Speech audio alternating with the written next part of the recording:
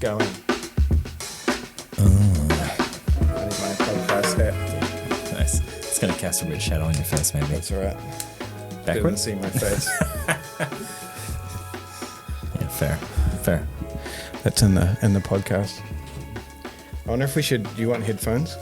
We probably don't need them once it's set up. No, probably not. Fuck, your voice sounds good. Does it? Does it sound good? It sounds quite moist. Well, I'm kind of putting it on a little bit. Are you? Well, I have to, otherwise my voice is really high. All Americans do that though. Yeah, we're really loud. And they all put a voice on to make it sound better. Yeah. To make you sound like a Canadian. Yeah. Gotta fake it. Yeah. Right. So this is it. Oh boy. So welcome guys. This is our first podcast. First of many. This is going to be a weekly thing at a minimum. So we're going to have a beer. Yep. What do you want? Whatever's We've got going. a 9, a 5. What does that mean? Sell it to me. So we've got a number 9 is Hallertau Beer of Auckland. That's it. It doesn't say anything. Then we've got a Pilsner. Yep. We've got I can't even say that one. What's that one? No, I'm not going to try. Schwab's. Farts beer. Fart beer. That's it. And a Kolsch. I don't know what any of this means. I don't know either. This is a 4.5. I'll do this. Yeah, I'm going to go for the weird one because I like to live on the edge. I missed it. Do that one. Oh, Nice. oh, that sounds Nice. so good. Do you want to do like a little cheers in front of the mic? First podcast In ever. front of your mic. Do you want to give it a little clink? Season 1, episode 1. Nice. These mics are crispy.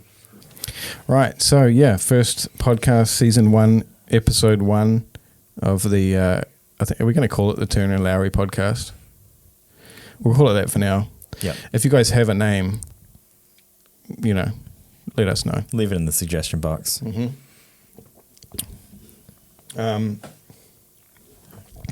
So this one is just going to be more, this is me, this is Ethan, and like intros, plans that we have. I do have a few notes, and we are going to be doing some regular like segments. So we'll get into that as well.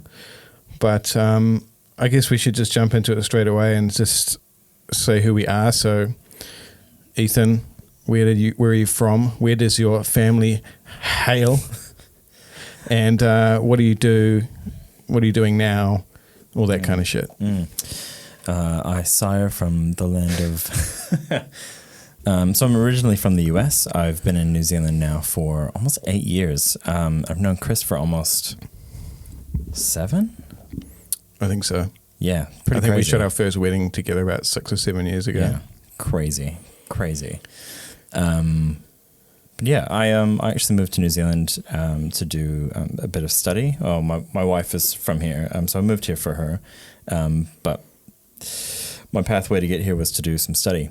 And while doing that study, I actually met Chris at the local camera shop, Auckland Camera Centre, and he sold me a camera. What was that? Was that a D750? It was a D750, yeah. Fuck, back in the days, man. Shooting a 28mm f2.8 and like a 50mm 1.8. Damn, and like son. That was the kit. And how was it, because you actually met me there, and then... Yeah, you sold me the camera. Yeah. And then was I like, you want a second shoot or something? Yeah, I think I was like, hey, I want to get into weddings. Is this camera going to be good enough for that?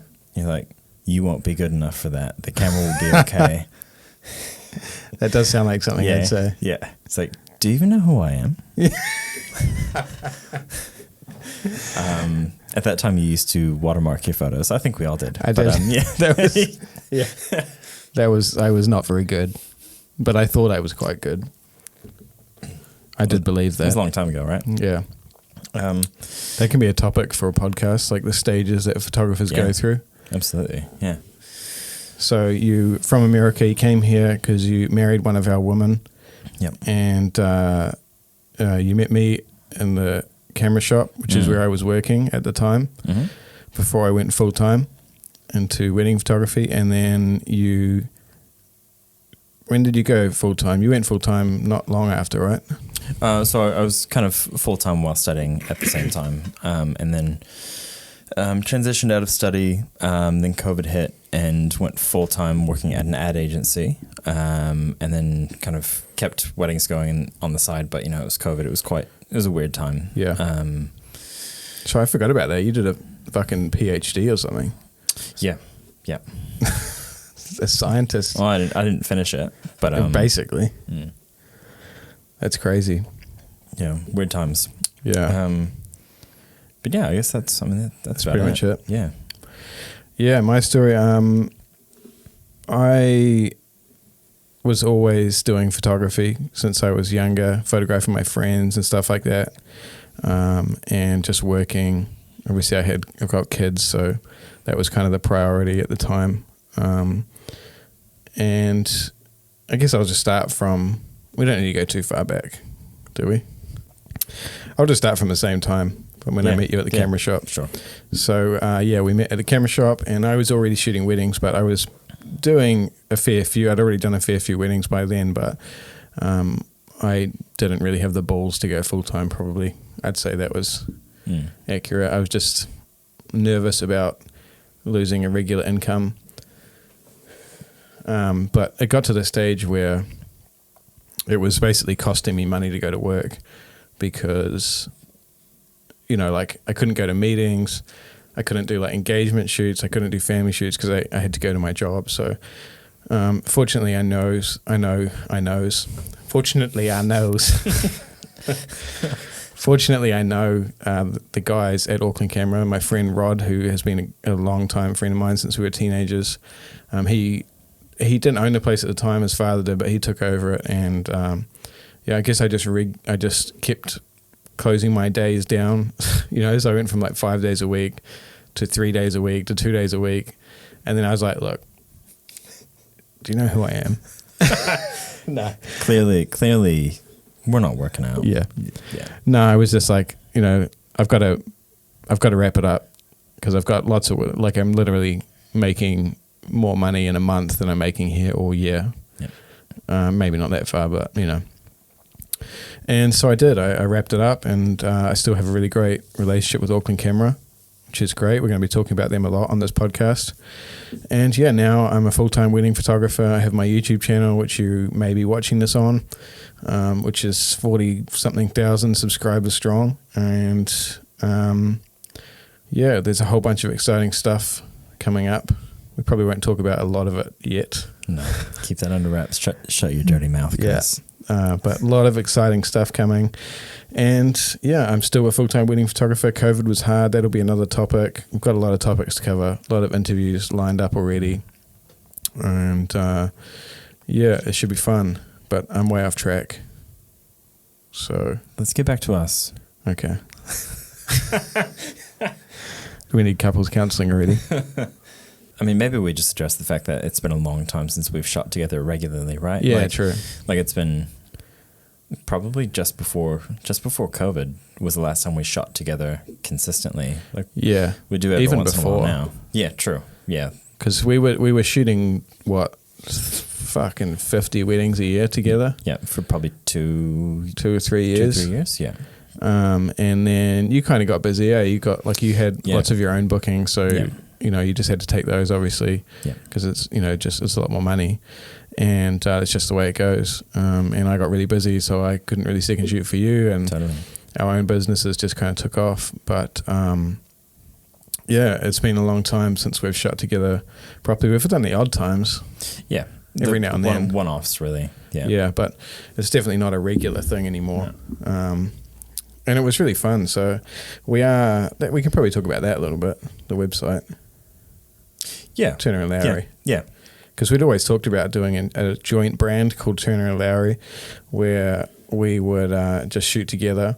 And we're going to do that. So we'll talk about that in another package. We'll talk about my package in another podcast.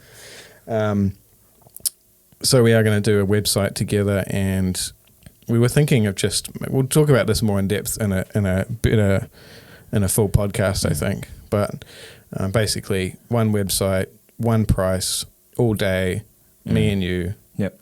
photo only. You get the A team. It'd be sick. Yep. So, yeah, I'm looking forward to that. But yeah, it'll be a lot of fun. I mean, I think our shooting style is so close. I think we bring very different like energies, but the way we approach a shoot is and we've always used the same equipment. totally. Our editing styles are pretty different, but they've coming closer. Yeah. I think. I mean, and we'll edit them all the same. Yeah. Obviously, when we're doing this. Yeah. But yeah, we'll talk about that in a future episode, anyways. So moving on, we are going to do a few regular segments in this podcast. One of them is called News of the Week, which is pretty obvious. Yeah, I mean, there's no... That's like a go-to. Yeah. Right? Yeah. And the one I wanted to talk about was AI audio processing. Yeah, epic. Yeah, I mean, audio is always a tricky point. Well, at least... especially if you're shooting hybrid, there's so many different ways it can go. Not totally wrong, but even just a little bit wrong. Like audio makes or breaks a video, right? Yeah, definitely. And I never used it until today. Actually, I saw someone post about it in the group, and I was editing a wedding today that like the highlight film, and I'd already done the ceremony, and it was at Makavina, and it was like summer, and the crickets were fucking crazy, like so loud. You get crickets all around the world, don't you? Yeah. So, really loud crickets in the background. And I was like, I'm just going to run it through and see what happens. Legitimately, they disappeared. Like... That's crazy. The audio went from really... it was all right. It wasn't great. I could have processed it, but the crickets would have still overpowered everything. And I ran it through this thing, and they were just gone. And the audio, the voice sounded way more like what this sounds like. It's crazy. I'll show you. That's nuts. Yeah. Do you know how I've approached that in the past? When there's like heavy crickets in audio, I just add a layer of crickets across everything. Yeah. Then you don't notice that. Yeah, then you don't notice the audio's full of crickets. That makes sense. Everything has crickets. Yeah. So I did that. It did have a few funny quirks. Like we'll pause now, and I'll put the before and after. Oh yeah. And I'll put the weird effects in this as well. Yeah, cool. And we'll be right back.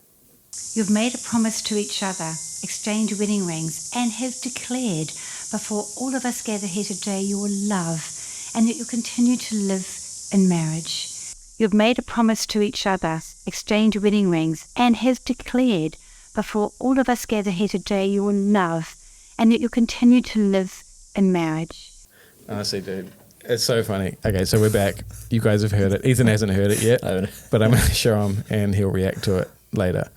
But yeah, it worked really, really well. It's not perfect. Mostly when you have like voices, like say the bride and the groom, and he's got the mic, but so it can like pick her voice up. Sure. And it tries to do it. All right. And it's like, instead of saying, "Oh, I love you too," it's like,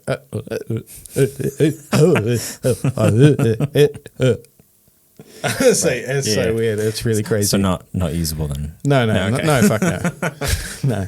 No, it sounds like they've had like serious brain damage, basically. So yeah, I mean, I guess AI is just a crazy thing that's happening at the moment. And did you see that Jay-Z thing? Did I show you that? Yeah, you showed it. Holy shit. That's nuts. I'm going to link that in the description, that Jay-Z. A lot of you guys have probably already heard it, but there's a song in commas by Jay-Z, but he had nothing to, well, I don't know if he had nothing to do with it, but he certainly wasn't singing on this song. And it was just an AI processed voice, and it sounds exactly like Jay-Z. And it just blew my mind. Is it?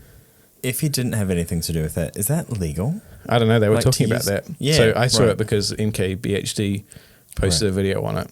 Right. And his point was You get like level 1 of AI and level 2 of AI.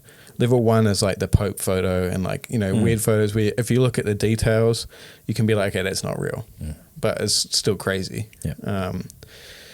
I keep getting out of breath. It's hard work. And then you get level 2, which is when you know it's AI, but it still blows your mind. And like this Jay-Z song is like that. Like I listened to it, I put it on in my car and I was like jamming out to it. I was like, this is fucking Jay-Z. But like it was not Jay-Z. Yeah. It was a robot. Yeah. It's And he said in the video, MKBHD, he's like, this is the weirdest thing is this is the worst AI is ever going to be. Yeah. Oh, it's only getting better from here. Exactly. So I don't know, that kind of buzzed me out. But that's my news of the week. Do you have anything or should we move on to the next thing? I have no news. I didn't prepare anything. I have no notes. I didn't know what I was getting into here. So, we decided that we're going to do a podcast and I'm like, fuck it. I've done my editing for the day. Let's just make one tonight. Let's do it. It's going to be sick. And I'm interviewing Zahn tomorrow. Cool. So it'll be cool. So we've already talked about like who we are and what we do and how we met. I guess some plans for the podcast. Do you have any kind of things you want to say about that? I guess I just want it to be a relatable source of information. Yeah. I guess I want people to listen to it and be like, that's a good I get point. it. Yeah. We don't need to reinvent the wheel. Another segment that we're going to do is Gear of the Week. And I think it can't be like just something you're just going to have to talk about. It's like something you can't not have or something you're really excited about. And I already know what you're going to talk about. So I'm going to say my gear of the week is my loop deck CT that I have. Not because it's CT. What? I mean, it helps. Yeah. But loop deck, they sent me the loop deck CT like a couple of years ago now to YouTube review it, and I was like, yeah, fine, I'll review it. It looks like a pain in the ass. It's probably not going to help me, but I literally can't edit without it now. Like, is it a full on like keyboard type loop deck? Have you not seen that? No, I don't know what it looks like. It's here. That is a loop deck. See how filthy and overused it is? Yes, absolutely abused. I'm so glad no one else can see what I can see. If you haven't used one of these and you're a wedding photographer or a commercial photographer and you do your own editing, you have to have one of these. It's so fast. I can edit a wedding faster than what people are saying. And I posted in the group about AI. Yeah. I can do it faster than AI with that thing. Yeah. It's crazy. So I just have I have my exposure, rotation, white balance, everything on these dials. The only thing is I don't really use these bottom panels. I use these and these are like touch screen things. You can't see them because it's not on. But I don't use any of this stuff. So I would recommend getting the Loop Deck Live, which is this, but only this section. Oh, yeah, nice. Cool. And it's way cheaper. So I did get that for free, luckily, because it's like $800 or something. So shout out to Loop Deck for sending me that. But that's awesome. Yeah, honestly, I couldn't edit without this. Even when I'm traveling and I know I have to edit a wedding, I put this in my laptop bag. So awesome. That's my gear of the week. I'm sold if I can get a free one. Yeah. Looking at you, Loop Chat. Looking at you. Looking at you.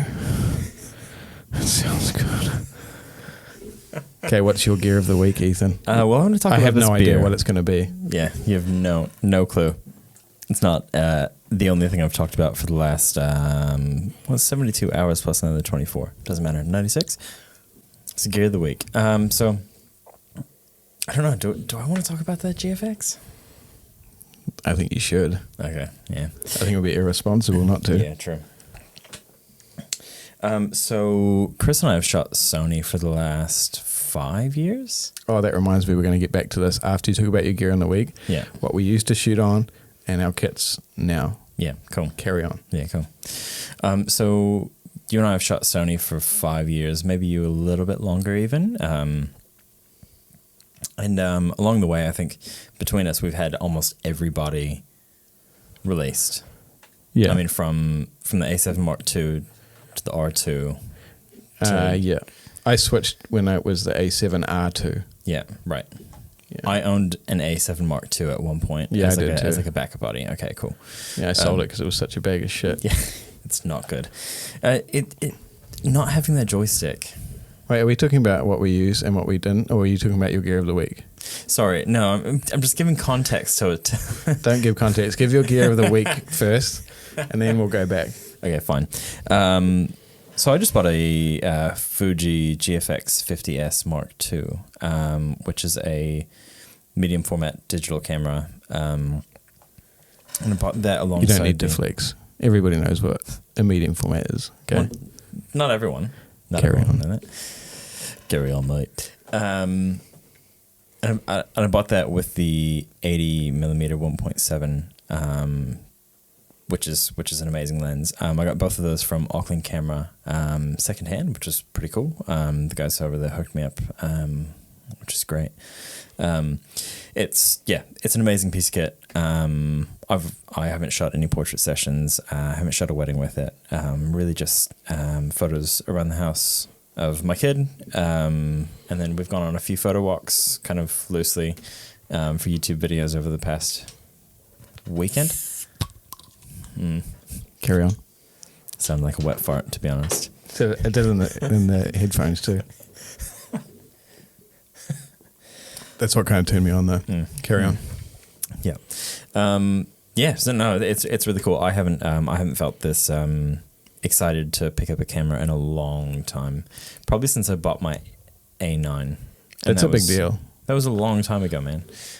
Being excited about something, a gear, after this amount of weddings and this amount of work, I think is a big plus. I mean, everything else has felt like a functional tool, right? It's like you pick it up, you know exactly how it's going to function, you know exactly what to expect and what not to expect from it. And yeah, no, it's a lot of fun, and it's a focal length that I haven't really photographed ever. So it's the equivalent of 66 mil on a full frame, right? I don't know. I mean, we haven't done any research. We haven't verified it, so let's not commit to it. I'm going to research it while you do it. I think it's about a 63 mil equivalent. Keep talking. But we'll hold the line.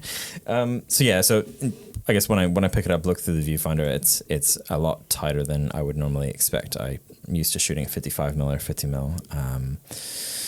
But other than that, no, it's great. It's a lot of fun. Are you ready? Yeah. It's 63 millimeters. Yeah, I thought so. Yeah, cool. Great. And it's the equivalent of a 63 mil 1.3. Yeah, that's about right. But yeah, Well, no, that's exactly right.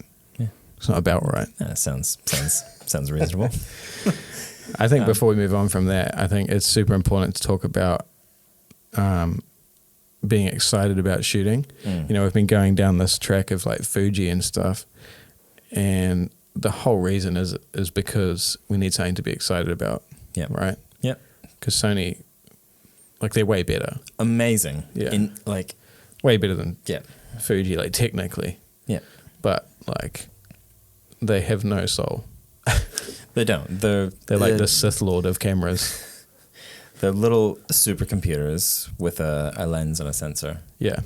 And they perform amazing, but they just don't. You know, the Fujis, I have my Fuji X100V, and it's just my favorite camera. I use it for everything. I think I texted you the other night. I was like, if I could only have one camera ever, I would probably get the X100V, unless I could get like a Leica with autofocus or something. Sure. You know, but like accessible camera, it'd probably be an X100V. That would be it. Yep. That's fair. I like mine as well. I don't use it maybe as much as I should, but yeah.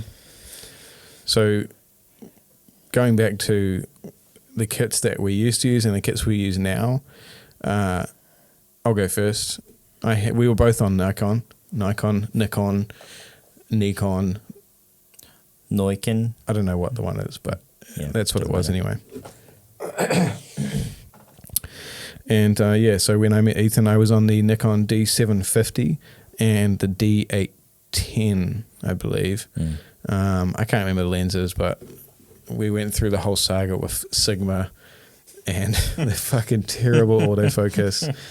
and back focusing, DSLR problems, and Sigma lenses into Tamron lenses, zooms. We had all of them, and but I love them. Can I just say, Yeah. the 28mm 1.4, the 58mm 1.4, Was it 58? I thought it was 50. Oh no, Fuji's 56. 58 mil. Yeah, that thing. and the 104 1.4. Oh, such a honestly, combo. if I could shoot That was like such three a combo. lenses for the rest of my life, but on different Mirrorless. on not Nikon bodies. Well, it's just DSLR bodies, really, because they were all fucking terrible. Yeah. I mean, they weren't terrible. They were great for the day. Yeah. But they're terrible compared to all these new mirrorless cameras. But those focal lengths and those lenses were phenomenal. Oh yeah, Yeah. so good. Yeah. So yeah, I was on a D750 and D810, and then I was like one of those Nikon. I'm never going to switch to mirrorless. Yeah. Fuck Sony. Yeah. It's bullshit. Stamping my feet, throwing a tanty. Yeah. And I think it was David. Do you remember David? He used to come into the shop all the time. Yeah. His daughter has shot for me a few times. She's really good too. Yep. Cool. But he's does concept photography and stuff. Apprentice? No. Caldwell.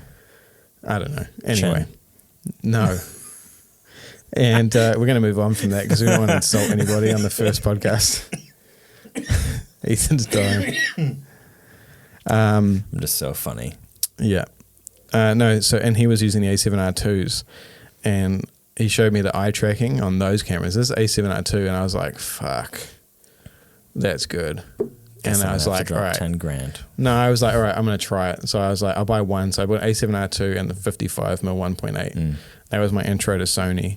And, God, I still remember the wedding. I took it to I had two in a row. Remember the Waiheke ones? Mudbrick? Yeah, you were there. Yeah, I remember that. Yeah. And I shot those two weddings with the A7R2s, and even with the shitty battery life, the one memory card slot, and like all the other problems they had, I was like, I cannot shoot my DSLRs again. No. These are so good. No. You were giggling like a little girl all day long. Yeah, I was like, what Yeah. the fuck? Yeah. Like, Yeah. this is like cheating. And it's so much better now. Oh, it's so much better now. But at the time, no one else was shooting that. Not for weddings. No wedding photographers were. No one was No. taking it seriously. No. And I get it because they only had one card slot and they did have shitty battery life. But like, it's funny because all these things have come up in new cameras. Like when Canon released mirrorless, they only had one card slot. Yeah. And everybody was like, oh, it's fine. Memory cards don't corrupt. I'm like, yeah, but you gave us heaps of shit. Yeah. It's like, come on. Yeah. At least admit that one memory card slot isn't ideal. I did. Not a deal. Yeah. You know. And then I have been through all of them since, and I wasn't sponsored by Sony or anything at the time. I'm not sponsored by Sony now. I was an advocate for a while, and I just left the program because I don't really have a problem with Sony. Sony as a corporation, I'm not really a fan of. Like, just because it's a pain in the ass to get anything done, you know, like they've been really good to me, and like appreciate them. Don't get me wrong, but like, you know, when we're doing the workshops, even when I was doing my big workshop in Queenstown that we did together, just that banner with the Sony label on it, dude, it took me a week to get approval for that. Oh, mate. You're lucky it was only a week. Yeah. I mean, now I'm on, so I've had all of them. I've had the A7R2, A7R3, A7R4. I've used R5. I've owned the A9, A9 Mark II, A7 III, A7 IV, like S3. S3, A7 S3, yeah. I never had an A7 S2. And now I have two A7 Mark IVs. Let's go over the kit I have now, and then we'll do you. So I have two A7 Mark IVs. One is this one is that one, and then I have an A6600, which is like my back at a ceremony video camera. Lenses, I have the Tamron 17 to 28mm 2.8, the 24mm 1.4 G Master, the 35mm 1.4 G Master, 55mm 1.8 Zeiss, 85mm 1.4 Sigma, and I have the Tamron 28 to 75 2.8, the new one. And I have a few other lenses that I've been sent to like review and stuff like that. But yeah, that's my Sony kit. And I have my X100V. And like, you know, obviously like lighting and all that kind of shit. But yeah, what did you have and what are you on now, Ethan?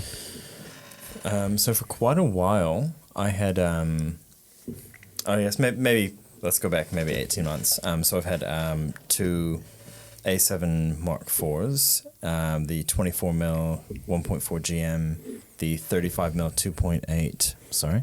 2.8 little pancake lens. Oh yeah. Which is an epic little lens for the price, like $400 or $500 secondhand, like really, really good. Yeah, it's great. Anyway. And it's tiny. Yeah. The 55mm 1.8 Zeiss and the 70-200 GM Mark II, which was an incredible lens. You just sold that, didn't you? Just sold that, and one of my A7 Mark IVs to buy the GFX. Yeah. How much did the GFX and the 80mm cost you? The GFX was used, right? But and yes. the 80 was a demo. Yeah, next demo. So how much did it cost you for that, for both? It's a great question. I don't think I should say on the podcast just in case my wife listens. I think it was about $2,000, right? No, it was like honestly $1,500 out of pocket after I sold an A7 Mark IV. I actually traded in an A7 Mark IV to the shop. Sold my at Auckland Camera. Yep. Sold my 70-200 GM, and yeah, paid about $1,500 out of pocket, which is actually a pretty good deal. It's not bad, really. No, for what, you know, for the unique look of that lens, and actually to be excited about photography again for the first time in a long time. $1,500 is nothing, really. Nothing. Yeah. Sweet. So I'll be shooting the GFX and 80mm combo with an A7 Mark IV, 24mm 1.4 and 55mm 1.8, alongside my X100V, Fuji X100V. For the next little while, at least. I recognize I do need a longer lens, but I don't know what that'll look like quite yet. Yeah. With the Fuji? With your Sonys? Yeah, on the Sonys. I might just get an 85mm 1.8 just to hold me over for now. But yeah, I'm not really sure. Yeah, the Sigma one's really nice. The only problem I have with the Sigma one is that it doesn't match the GM lenses. It's way warmer. So like when you sync white balance in post, you can't. Yeah. It's like 500-600 points warmer. Yeah. It's just annoying. That was my problem with Samyang as well. So Samyang, I had the 35mm 1.4. Yeah. Pretty early in my Sony days. And it was just super warm and quite pink relative to the others. So I think a lot of people don't understand that about color. People talk about like color science all the time. Yeah. Lenses have way more to do with color than the sensors. Totally. It's crazy. Yeah. Yeah. Like if you put a Canon lens adapted to a Sony, you're going to get closer to the Canon look. Totally. Yeah. You know? Yeah. But, yeah. And what were you on before? D750 as well? We had D700s. We both had D700s for a little bit. I had a D700 and a D750. Shot my first wedding with just a D700 and like a 50mm 1.8. Yeah. And that was a pretty casual one. And then my second wedding was with the D750 and a couple other lenses. And yeah. I actually booked a wedding not long ago from someone that was at that first wedding. Crazy. That we shot together. Crazy. Yeah. I'll put a couple of photos up on the screen for the YouTube viewers from that first wedding. Because it was pretty good. I mean, the editing is way different. It's like all LXO. Was it LXO? LXC? Yeah. LXC, yeah. Fuck. Like no greens. Yeah. Everything's brown. Everyone Skin is orange. Yeah. But almost everyone. Yeah. We didn't have no CTM magic back then. No. Sponsored. No. Link in the description if you want good colors, good color science, and tones. What about film cameras? Do you have any film cameras? I have one. Yeah. I have a Nikon F. Oh, you still got that? The original F. You've had that for a while, eh? Yeah, probably like 4 years. Yeah. Yeah, right. And just a 50mm 1.8 nifty 50. Yeah. Cheap little plastic one. It's a good little combo. I don't have anything worth talking about. I have my little Pentax. Oh, no, it's a Minolta. I don't even know what it is. I've got that Minolta up there, and I've got that chin-on thing, and a couple of lenses. The Minolta works pretty good. I got that from that place in town. Junction. Yeah, real cheap, and it's mint. With a couple of lenses. Other than that, it's coming off now. Yeah, actually, it is pretty tidy. Yeah. But I haven't shot that film camera in probably over a year. Yeah. It's just, I love the idea. I love the idea of it. But it's just such a pain. Then I go to shoot it, and then I have to develop it, and then it comes back all wonky, and then I have to try to correct it. And I do have that other one. I have that point and shoot, the Olympus MJU2. Yeah, I love that thing. That thing's sick. I took that to cool. America. That was great. Yeah, that was cool. That's probably my favorite film camera. But I have had like Pentax 6-7, a few others. Yeah. Love a Mamiya 6. Oh, Mamiya 7. I want a funky, weird square thing. I want the 6x7. That shit's gold. Yeah. Well, do you have anything else you'd like to add? I mean, not a lot of people are going to watch this. No, let's be or listen real. to this. Maybe a lot more people are people. going to watch this because I already have the subscribers. Yeah, true. Yeah. But not many. Yeah, true. But this is history in the making. Number one, baby. Number one. Pal. Yeah, so that's the first podcast. I've quite enjoyed it actually. Yeah, no, it's fun. And there's no pressure when you fuck it up. Like with my YouTube videos, you have to get it right. Yeah. If you guys saw the editing process with my editing my YouTube videos and the amount of shit I have to cut out of them. Yeah. It's so bad. We should do it behind the scenes. No.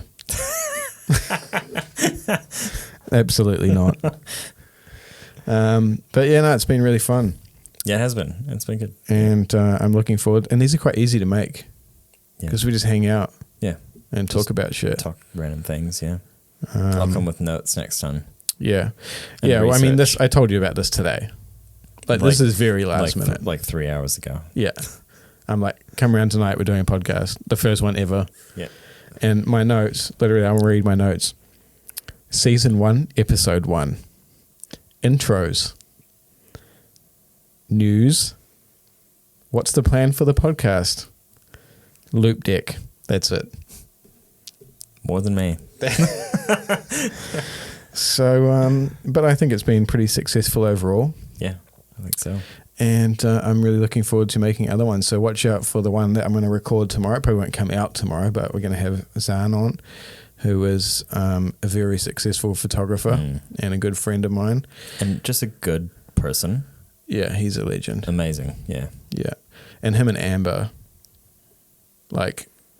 there's no couple in New Zealand that are more successful with photography at all. No. I don't care what industry you're in. No. Like what genre of photography, Amber and Zan are it.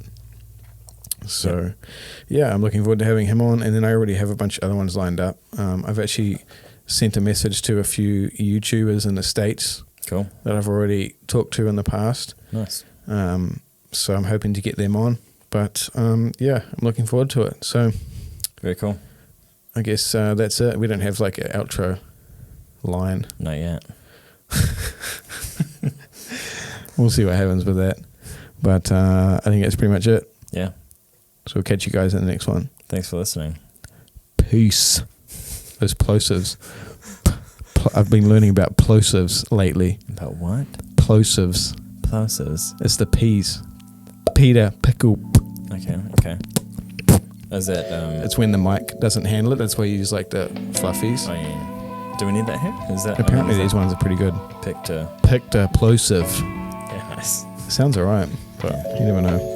Anyway, that's it. See you guys later.